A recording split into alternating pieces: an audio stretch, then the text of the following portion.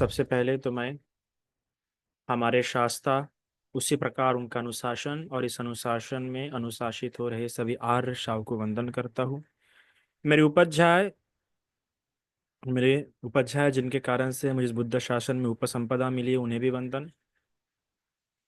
मेरे सभी आचार्य और कल्याण मित्रों के प्रति मंगल कामना करता हूँ। और आप सभी उपासक उपासिकाओं को काफी मंगल कामना। तो हम तो आप सभी आर्य उपासक उपासिकाएं, ऐसा कह सकता हूँ क्या मैं आपको? आर्य उपासक उपासिकाएं या आर्य उपासक? हम्म। आर्य उपासक किसे कहते हैं हम लोग? सोतापति, चकुर्दागामी, यानागामी, अरहंत।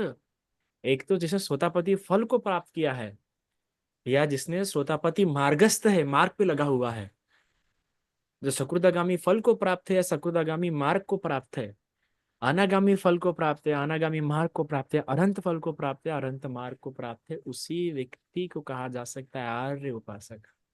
मतलब इसलिए तो हम कहते हैं ना, मैं कहता हूँ आर्य संघ को वंदन करता हूँ। आर्य संघ मतलब कौन हो जाता है? बंदे यश जी ने भी कई बार कहा, जो ट्रिप में आए उनको पता है। जो बोध गया की अच्छा। ट्रिप में आया था उनको पता होगा कि भांति जी कहते थे आर्य, मैं आर्य महासंघ को वंदन करता हूँ, मैं आर्य महासंघ को वंदन करता हूँ। आर्य मतलब कौन? जो सोतापति हो चुका है, सकुर्दागामी हो चुका है, जो अनागामी हो चुका है, जो अरहंत हो चुका है। आर्य इतना सुंदर शब्द है, आपको पता होना चाहिए अब तक सभी को ये बात। आर्य मतलब होता है श्रेष्ठ। और बार बार भगवान ने कुछ शब्द है जो दोहराए हैं। आप देखिए, मध्यम निकाय का पहला सुत्ता ही पढ़िया, पहले सुत्ते में ये बोल दिया गया मध्यम निकाय, जो कि सबसे इंपॉर्टेंट है पूरे त्रिपिटक का। सारी त्रिपिटक इंपॉर्टेंट है पर मध्यम निकाय ज्यादा इंपॉर्टेंट मेरे हिसाब से। और हर सुत्ता में, मोस्ट ऑफ सुत्ता में भगवान यही कहते हैं कि जो सत्पुरुष के दर्शन से वंचित है, जो सत्पुरुष धर्म से वंचित है ना, जो उनके संगति से वंचित है, जो आर्य धर्म दर्शन से वंचित है, जो आर्य पुरुषों से वंचित है। हाँ, तो बार दो प्रकार के, एक तो सत्पुरुष और दूसरा आर्य पुरुष, ये दो प्रकार के शब्द भगवान ने बार बार इस्तेमाल किए हैं। हम सत्पुरुष कह सकते हैं अपने आप को, क्योंकि हम, हमारी श्रद्धा किस पे है? भगवान पे है ना। हमारी हम्म। श्रद्धा धम्म पे है और हमारी श्रद्धा संघ पे है। हम उपोषद का पालन करते हैं, इसलिए हम सत्पुरुष कह सकते हैं। हम शीलों को महत्व देते हैं, शीलों का पालन करते हैं, सत्पुरुष कह सकते हैं। पर आर्य पुरुष, तो ये दो बार बार भगवान ने इस्तेमाल किए हैं। आर्य मतलब जो सकृदागामी, अनागामी, अनंत हो चुके हैं, जिनमें अभी कलेश ऐसे नष्ट होते जा रहे हैं, ऐसे नष्ट होते जा रहे हैं कि अभी वो जो कलेश नष्ट हो गया है वो फिर उत्पन्न नहीं होंगे। हम जो लोग हैं, हमें कलेश थोड़ी देर के लिए नष्ट हो जाते हैं पर फिर उत्पन्न होते हैं, यानी दब जाते हैं। तो इसलिए आर्य उन लोगों को कहा जाता है। तो वो लोग आर्य है। हम लोग सत्पुरुष कह सकते हैं कि हाँ, कल्याण मित्र कभी कभार कह सकते हैं किसी व्यक्ति को, हम हमारे जीवन का। पर आर्य पुरुष नहीं कह सकते। ना आर्य नारी कह सकते। जो सोतापति, चकुर्दगामी, अनागामी हुआ होगा उसे ही कहा जाता है आर्य। तो बहुत बड़ा शब्द है। और सबसे पहला उपदेश जो भगवान का था, धम्म चक्क प्रवर्तन सुत्त था। तो उस धम्म चक्क प्रवर्तन सुत्त में भगवान ने जब अपने, जो भगवान जो शिक्षा बताई थी, उस शिक्षा में अंतर करते हुए भगवान ने ऐसा नहीं कहा था कि बुद्धिज्म या बुद्ध की शिक्षा या बौद्ध धर्म या बुद्ध का धम्म। भगवान ने अपनी शिक्षा के लिए जो शब्द इस्तेमाल किया, अपनी शिक्षा को और भिन्न शिक्षाओं को अंतर करते हुए अपने शिक्षा के लिए यही किया था, आर्य लोगों द्वारा जो पालन किया जाता है वह ये शिक्षा है। मतलब अतीत में ऐसा नहीं कि मेरे द्वारा ही स्थापित किया गया, अतीत में जो जो आर्य हुआ है उन द्वारा ये शिक्षा का पालन किया है। चाहे वो पच्चेक बुद्ध हो, चाहे सम्मा संबुद्ध हो, चाहे अनंत हो। देखो ना, पहले उपदेश में ही भगवान ने बताया क्या? भगवान ने क्या कहा कि देखो ये दो मार्ग है, ये दो मार्ग का मैं बिल्कुल भी उपदेश नहीं करता। ये दो मार्ग क्या थे? ये दो टोक थे। कौन से दो टोक? एक तो काम सुखल्लिकानुयोगो और दूसरा अत्तकलमितानुयोगो। ये दो टोक थे। कि एक तो अति का बहुत तप ही तप करो, और दूसरा क्या, अति का काम सुख। ये दोनों के लिए भगवान ने कह दिया कि ये अनार्यों की शिक्षा है, अनआर्य की। तो भगवान की शिक्षा कौन सी है, आर्य की, है ना। तो मैं अनार्य की शिक्षा नहीं उपदेश करता। और उसी के लिए फिर अनार्य को और बताते हुए, अनार्य पृथुजनी को अनंत सहितो, और क्या क्या है, जितना इस पे बोला जाए उतना कम होगा इस सूत्र, क्योंकि पहला उपदेश है भगवान का, ये पहला उपदेश आप समझना, जब मैं कह रहा हूं कि भगवान का ये पहला उपदेश है। और ये पहला उपदेश को धम्म चक्र पवर्तन के नाम जाना गया। तो छोटा उपदेश नहीं होगा ये, इससे धर्म चक्र गतिमान हो गया था। और ये विद्वानों को, उस समय के सबसे श्रेष्ठ विद्वान, सबसे पहले श्रेष्ठ विद्वान जो थे उनको सुनाया गया था। तो सोचो कितना बुद्धिमत्ता चाहिए होंगे, कितनी प्रज्ञा चाहिए होंगी, कितनी, कि वो समझ जाए ये उपदेश। उस समय के सबसे विद्वानों को तो तीन नाम आ रहे थे, सबसे विद्वान उस समय जो मौजूद थे, तीन नाम। कौन, सबसे पहले तो उद्दक रामपुत्र, फिर और कौन, सॉरी अलार कलाम, उद्दक रामपुत्र, फिर बाद में आया था पंचवर्गीय का नाम। तो ये उस समय सबसे जो तुरंत समझ जाए उपदेश को, उन, ये तीन लोग थे। तो दो तो नहीं कर पाए, तो ये तीसरे तो बहुत इंपॉर्टेंट उपदेश है। तो उसमें सबसे देखो क्या शुरुआत होती है, देखिए, तो द्वे में भिक्कवे, कि देखो भिक्षु दो मार गए, अंता पब्ब जितेन न सेवितब्बा। अंत क्या कहा है, अंता। तो अंता का मतलब टोक। हमने किसी भी चीज को एकदम टोक पे जाते होता है, अक्सर ऐसा, मैं उन लोगों में से हूँ स्पेशली। पर कई लोग होते हैं जो चीजों को एकदम टोक पे ले जाते हैं। तो यहाँ पे विशेषता भगवान ने कहा है कि टोक पे मत ले जाओ भिक्षु। और किसके लिए, जो पब्ब जीते ना, जो प्रवज्जित लोग हैं ना, उन लोगों के लिए स्पेशली बताया कि जो प्रैक्टिकल हो रहे हैं, जो प्रैक्टिकल होना चाहते हैं। कोई भिक्षु हो रहा है मतलब he want to be more practical, वो और प्रैक्टिकल होना चाहता है, पब्ब जीते ना, है ना, इसलिए प्रवज्जा ग्रहण की होंगी, है ना। तो प्रवज्जा के कई सारे अर्थ होते हैं। किसी एक इसमें दीक्षित हो जाना, किसी एक शिक्षा में दीक्षित हो जाना, तो आप सिर्फ प्रवज्जा मतलब भिक्षु या भिक्षुनी चीज इसको सीमित नहीं रख सकते।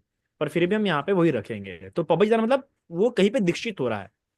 तो पब्ब जितना न सेवी तब्बा, कि इस प्रकार से सेवन मत करो, इस प्रकार से ग्रहण मत करो उन बातों को। कत्तमादवे, कौन से वो दो है, यो चाहे काम कामेसु, देखो क्या है, कामेसु काम सुख लिकानु योगो, कितना प्यारा शब्द है। भगवान के शब्द तो इतने प्यारे हैं, पाली शब्द इतने प्यारे, इतने अद्भुत है।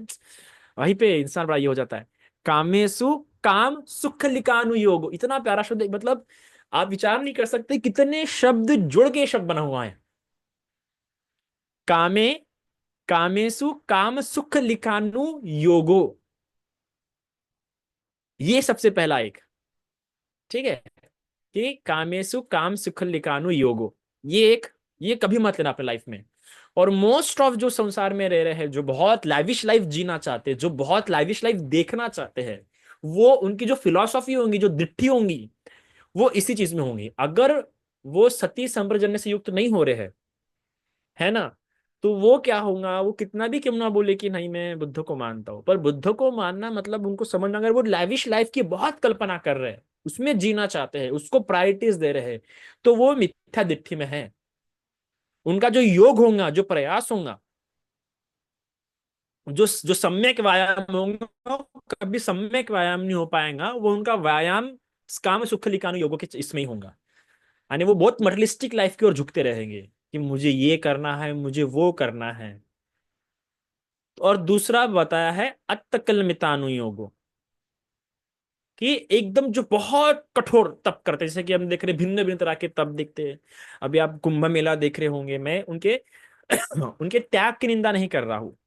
पर ये जो है कि कोई कांटों पे सो रहा है, कोई एकदम ठंडा पानी शरीर पे डाल रहा है ना, कोई अपना एक हाथ ऊपर रख रहा है वगैरह। तो ये जो है ना, ये मुक्ति की ओर नहीं लेके जाएंगे आपको। हाँ, उनके उनके प्रयास है, उनका उनका त्याग है, पर ये त्याग निर्वाण की ओर लेके जाता है क्या, नहीं लेके जाता है। ये कई बार ऐसा हो सकता है कि आपके नरक की ओर भी लेके जाए। कई बार ऐसा हो सकता है कि आपको ये प्रेत योनि में भी लेके जाए, होने की संभावना है। आप ये मत समझिए कि अरे कितना त्याग कर रहे, कोई कांटों पे सो रहा है ना, कोई ऐसा अलग अलग तरह के तप कर रहा है। नहीं नहीं नहीं, जरूरी नहीं कि उनको स्वर्ग ही लेके जाए, जरूरी नहीं उनको सुगति लेके जाए। हो सकता है कि वो उनको नरक भी लेके जाए, हो सकता है कि वो उनको दुर्गति भी लेके जाए, असुर योनि में भी लेके जाए। तो आप ऐसा नहीं कह सकते, ठीक है। क्यों? क्योंकि इन्हीं देखो, कामेसु, ओ माय गॉड,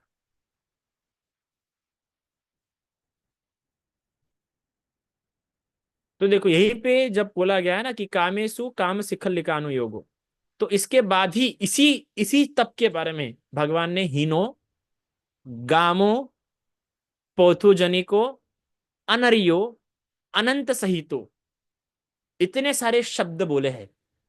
कितने? एक शब्द नहीं बोला। हीनो एक, गामो दो, पुथोजनिको तीन, और अनरियो चार।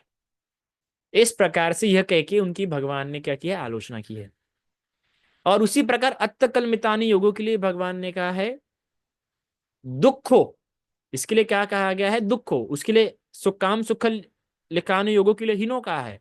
और इसके लिए क्या कहा है? दुखो, अनरियो, अनंत सहितो।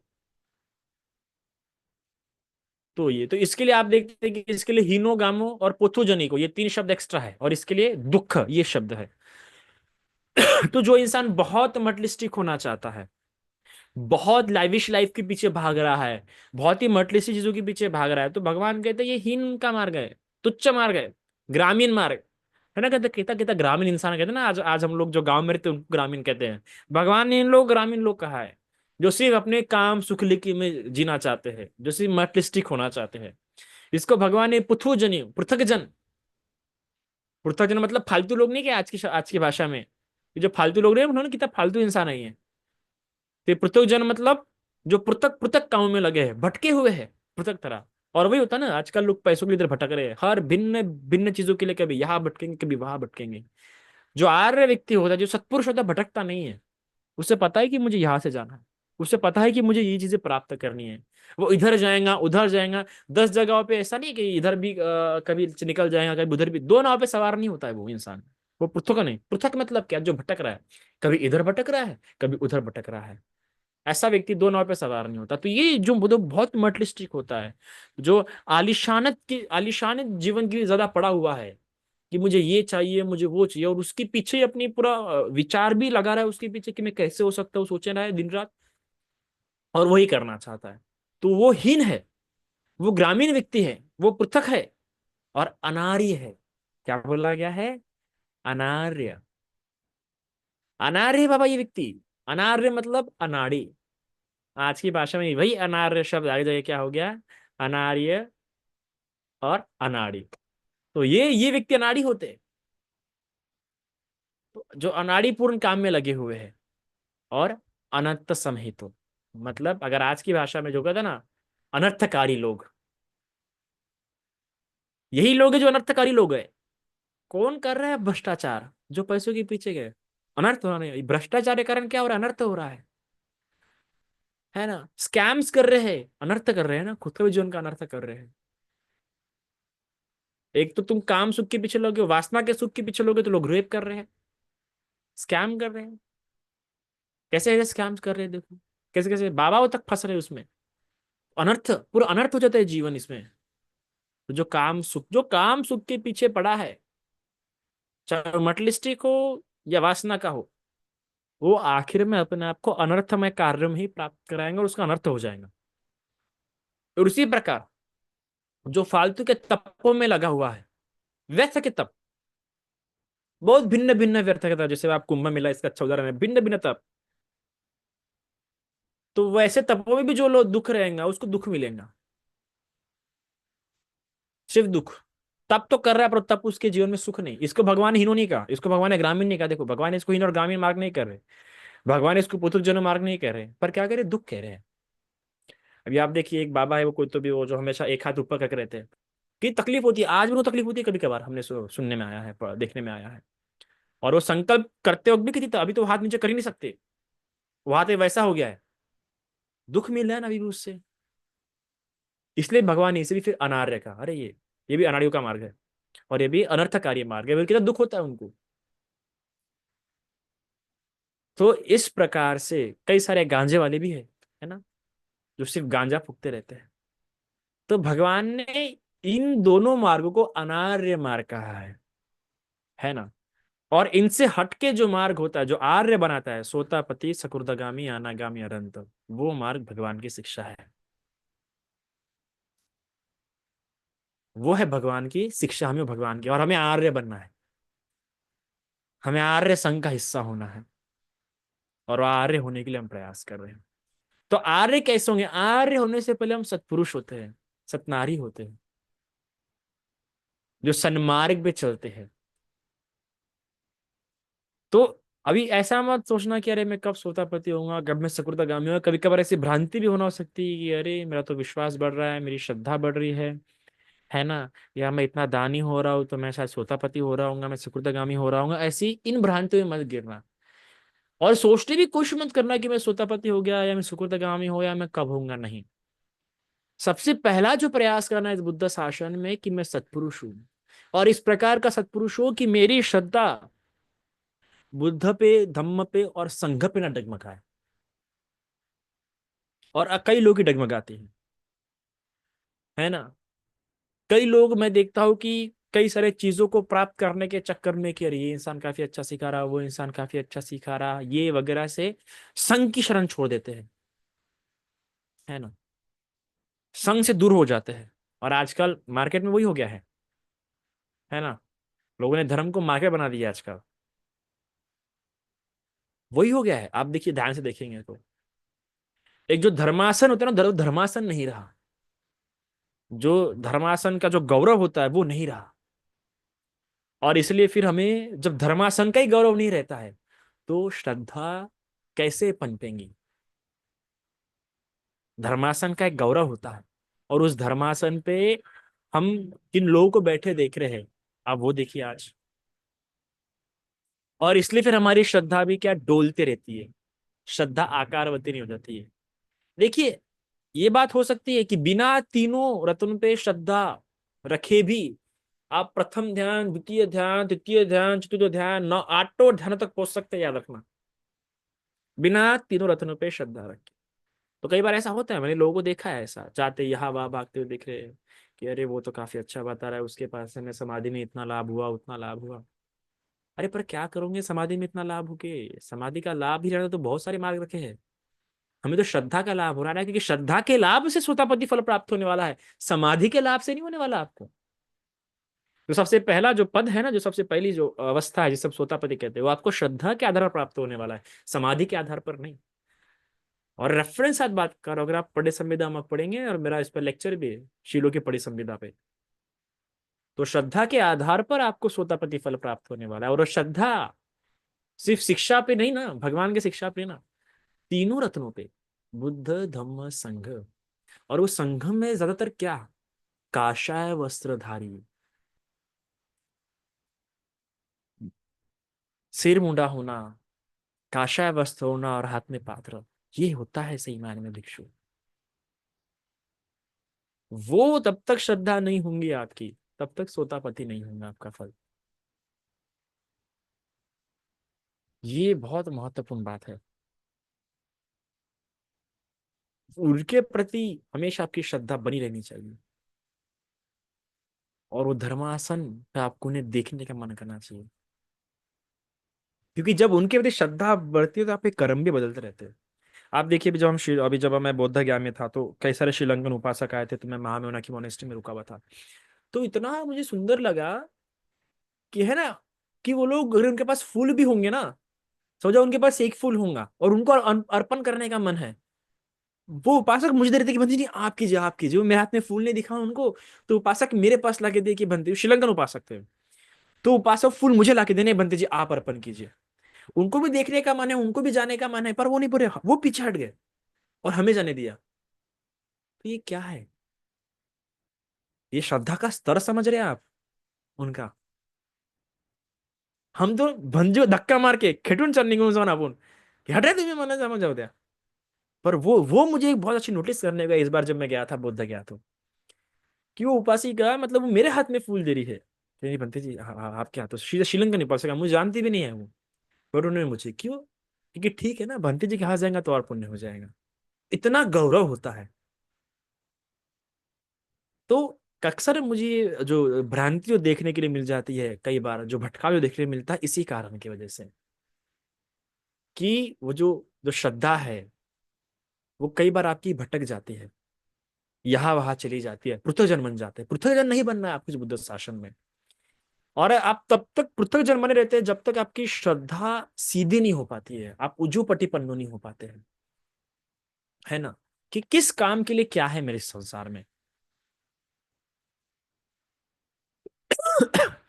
है ना।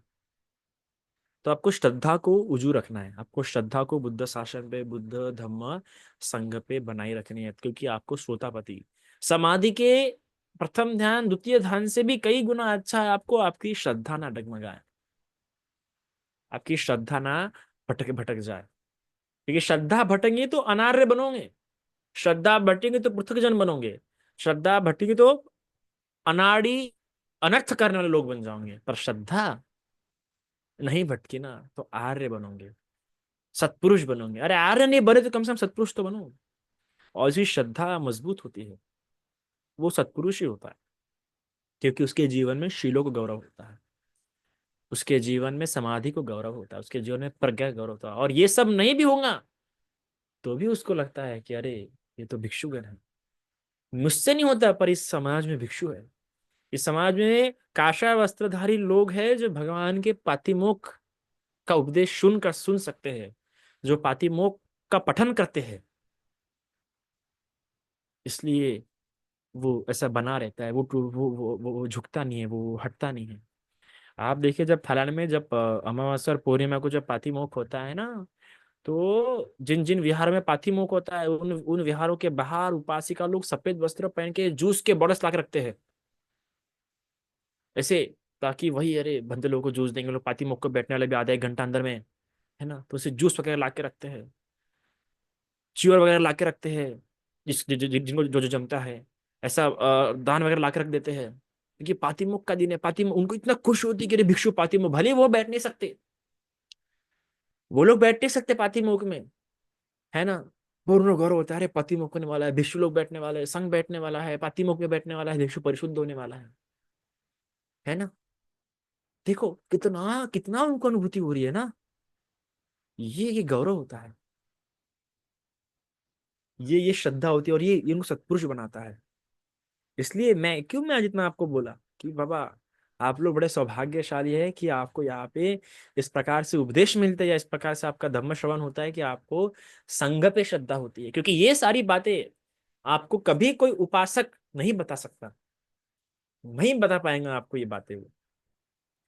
इसलिए ये बातें आपको मिलिंद प्रश्न में मिल जाएंगी, पर ऐसे किसी ग्रंथ में नहीं मिलेंगे आपको, क्योंकि मिलिंद प्रश्न भिक्षु द्वारा बताया गया है। तो फर्क होता है जब भिक्षु से धर्म श्रवण कर रहे हो और जब उपासक से धर्म श्रवण कर रहे हो। जब धर्मासन पे भिक्षु बैठता है तब वो धर्मासन होता है, वो समझ रहे हैं आप? तब सही में वो धर्मासना क्या होता है, गौरव होता है। और जब शीलवान भिक्षु बैठा तो और गौरव होता है, जब समाधिवान बैठा तो उससे और गौरव होता है, जब प्रज्ञान बैठा तो और गौरव होता है। फिर तो लगता है रे रे रे रे रे रे, इतना सुंदर आपको धर्म खुलते हुए दिखता है, खुलते हुए दिखता है, अनुभव होते दिखता है। फिर तो अगर प्रज्ञान भिक्षु बैठ गया तो धर्मासन पे, और ये जब भिक्षुओं से उस काषाय वस्त्र से ऐसा आते हुए दिखता है ना, अरे बोलिए मत कितना सुंदर लगता है। और आप तब आपको सत्पुरुषों के दर्शन का, आर्य संघ का बड़ा गौरव पता लगता है, अनुभव होता है। तो इसलिए धर्मासन का गौरव बनाए रखिए, और धर्म का श्रवण भी ऐसा ही कीजिए, क्योंकि जहां श्रवण परंपरा आपकी बिगड़ जाती है वहां मैंने अच्छे से अच्छे तपे लोगों को भी भटकते हुए देखा है। क्योंकि मैंने अपने विगत वर्षों में कई लोगों में इस प्रकार से प्रेरणा भरी है कि अरे वो आसमान तक गए हैं, और जैसे उनसा उनका साथ छूटा है फिर मैंने उनको नीचे भी आते हुए देखा है, उतने ही तीव्र गति से।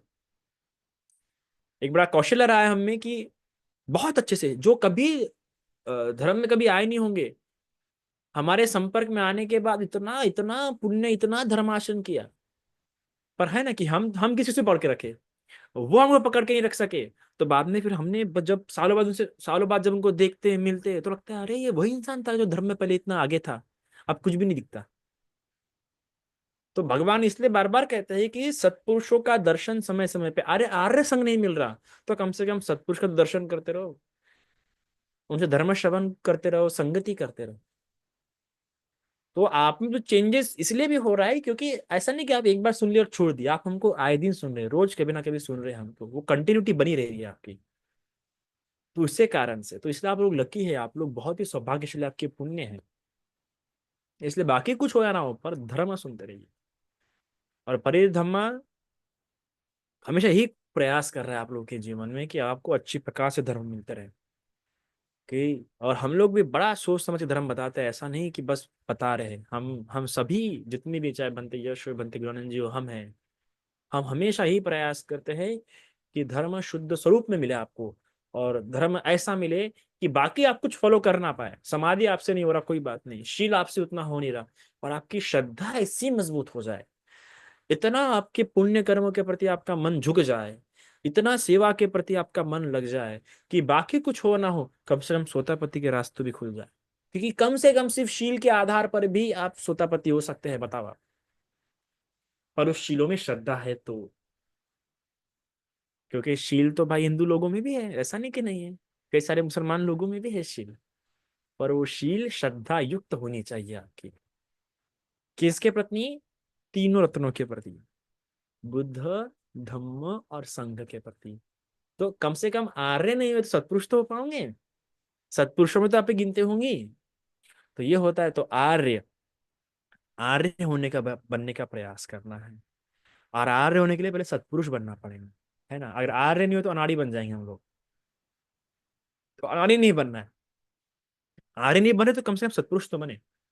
और इस प्रकार के भ्रांति भी कभी गिरना मत, कभी कभार ऐसा हो सकता है कि श्रद्धा बहुत मजबूत हो जाने के बाद लगता है कि यार कहीं मैं सोतापति तो नहीं हो गया, मैं कहीं सगुरतागामी तो नहीं हो गया, मैं अनागामी तो नहीं होगा।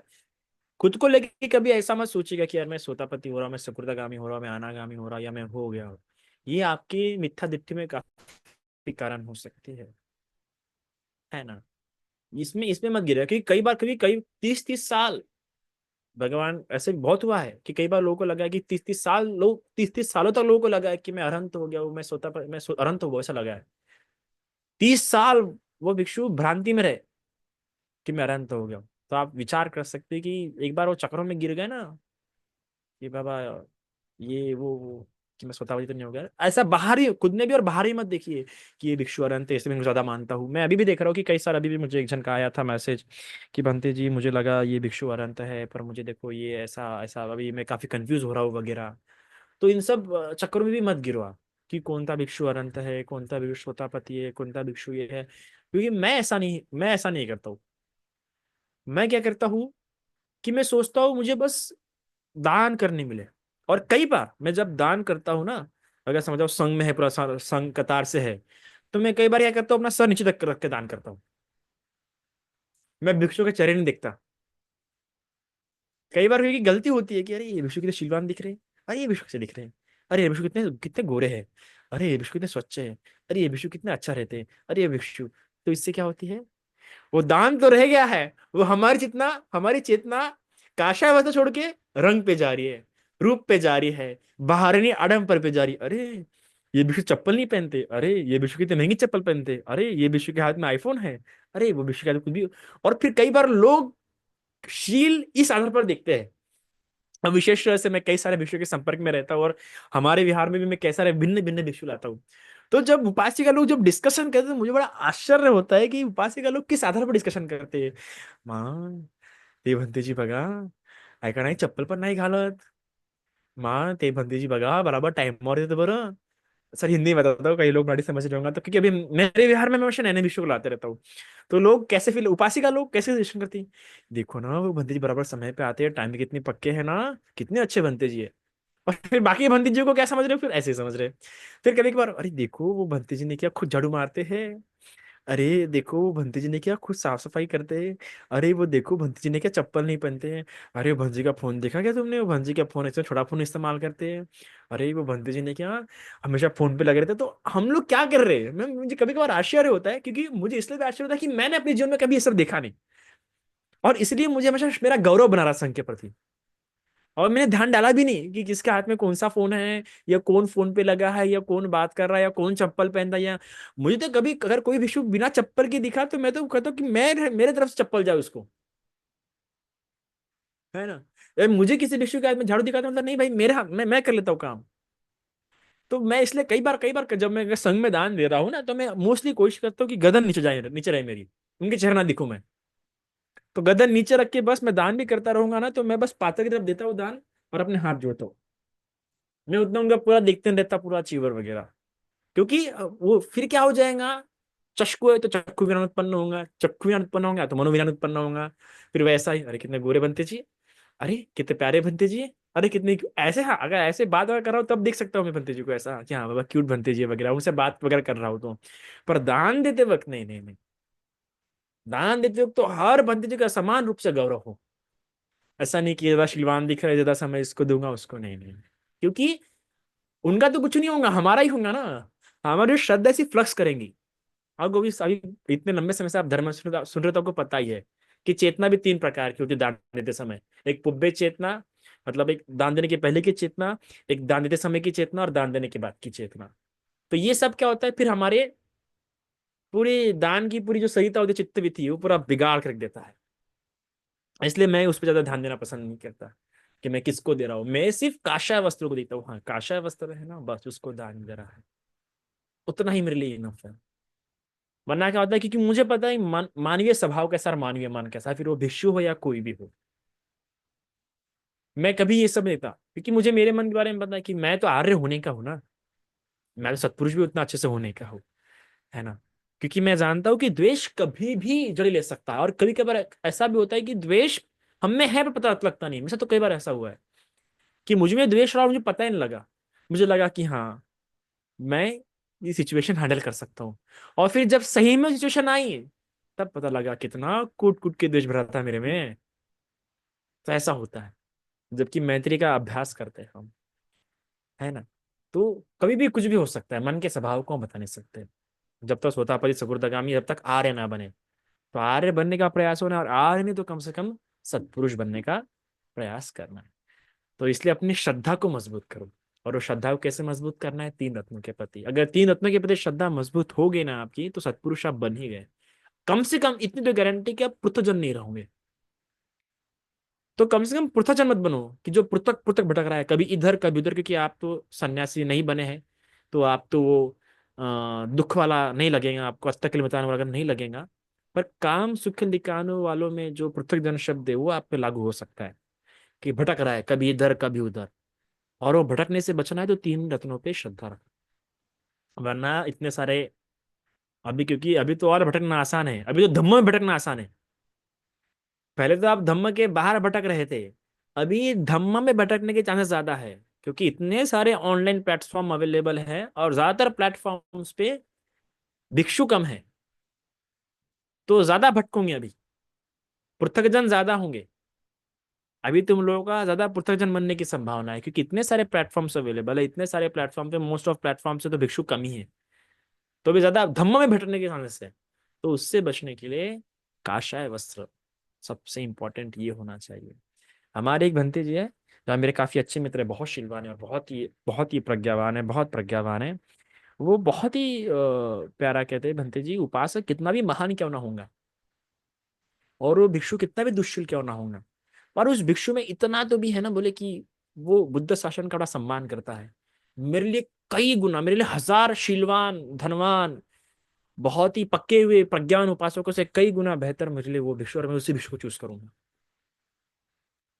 तो सोचिए, ये वो काफी प्रज्ञावान, मेरे जो बनते फ्रेंड है बहुत प्रज्ञावान, उनके द्वारा ये वचन है कि वो भिक्षु कैसा भी कितना दुष्ट क्यों ना हो, पर उसमें इतना भी गुण है ना कि वो बुद्ध शासन का बड़ा सम्मान करता है, बड़ा सम्मान बुद्ध शासन का।